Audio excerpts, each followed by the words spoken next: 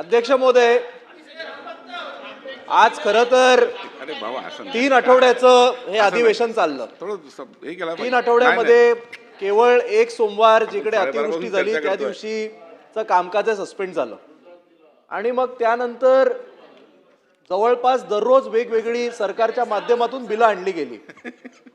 माझा प्रश्न हा आहे की आज सत्ताधाऱ्यांकडे खूप मोठं बहुमत आहे, पण म्हणून विरोधी पक्षाचे प्रतिनिधी आमदार जे बोलतात, जे सूचना करतात, या ऐकायच्या सुद्धा नाहीत का?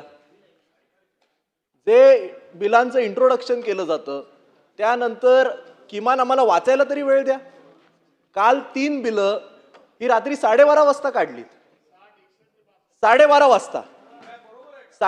वाजता किती विरोधी पक्षाचे प्रतिनिधी उपस्थित होते, किती विरोधी पक्षाचे ज्येष्ठ सदस्य उपस्थित होते, हे सगळं आपण बघितलं पाहिजे.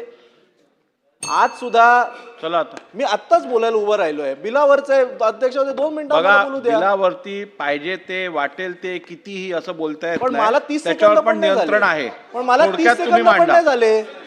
मला 30 सेकंद पण नाही झाले अध्यक्ष चला महोदय. कन्क्लूड करा. हो, असंच असेल तर मला देतं तरी कशाला? 30 सेकंद पण आम्ही बोलायचं चला नाही तर उपयोग लवकर काय? वेळ घालवू नका बोलात. हा.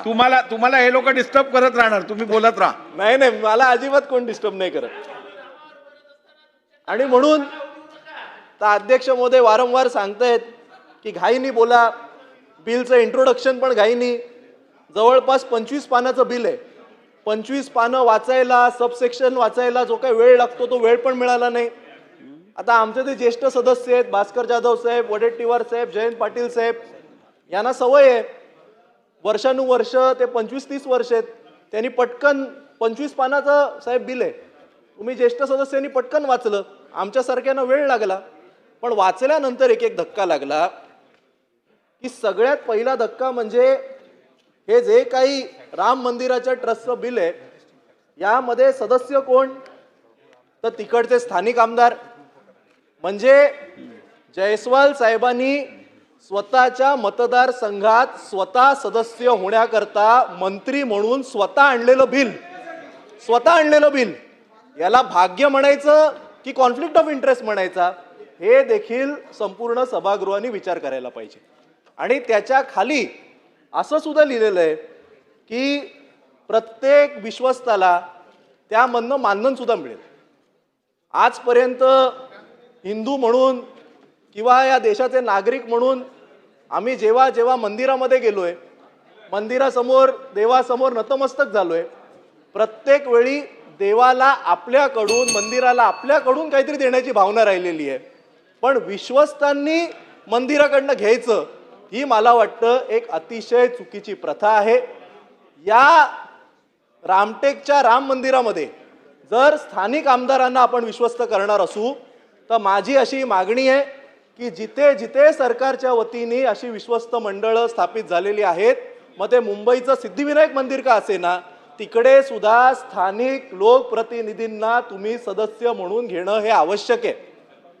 आणि सगळ्यात महत्त्वाचा मुद्दा तो म्हणजे जे ॲफिडेव्हिट करायचंय, इकडचं विश्वस्त व्हायला शेवटचा मुद्दा, इकडचं विश्वस्त व्हायला एक ॲफिडेव्हिट करायचंय की मी रामटेकच्या श्रीरामाचा भक्त आहे. माझा प्रश्न हा आहे की हे ॲफिडेव्हिट तपासणार कोण? हे ॲफिडेव्हिट खरं आहे की खोटं आहे याच्या तपासणीसाठीचे जज कोण? हे कळणार कसं? हे कळवणार कोण हे सुद्धा सांगितलं पाहिजे. आणि असे कुठले वेगळे निकष आहेत ज्या निकषामध्ये आपण बसलो तरच आपण रामटेकच्या श्रीरामाचे भक्त होऊ शकतो, हे सुद्धा मंत्री महोदयांनी सांगितलं पाहिजे. कारण माझ्यासाठी राम हा एकच आहे. माझ्यासाठी रामटेकचा राम आणि दुसरीकडचा राम हा वेगळा नाही. मग मी ठरवायचं कसं? आणि हे कोण ठरवणार की बाबा तू रामटेकच्या रामाचा भक्त नाही आहेस, तू दुसऱ्या रामाचा भक्त आहे? हे सुद्धा मंत्री महोदयांनी सांगितलं पाहिजे. आणि म्हणून अनेक विषयांवर खरं म्हणजे पुढे असं सुद्धा लिहिलंय की एक शेवटचं थांबवतो, लास्ट एक असं सुद्धा लिहिलंय 27(3) मध्ये लिहिलंय की चेअरमन आणि व्हाईस चेअरमनला दररोज येताना जातानाचा भत्ता मिळणार. म्हणजे मंदिराचं विश्वस्त पद हे खरं म्हणजे समाजामध्ये एक मानाचं पद असतं. आपण समाजाकरता हिंदुत्वाकरता काहीतरी देतो चला, वरुणजी. म्हणून आपल्याला हे मान मिळतो. पण त्याच्या डेली अलाउन्सेस करता जर पैसे मिळणार असतील तर हा सुद्धा क्लॉज ठीक आहे. काढून टाकला पाहिजे. आणि म्हणून या सगळ्यावर स्पष्टीकरण मिळावं अशी मी अपेक्षा व्यक्त करतो. धन्यवाद.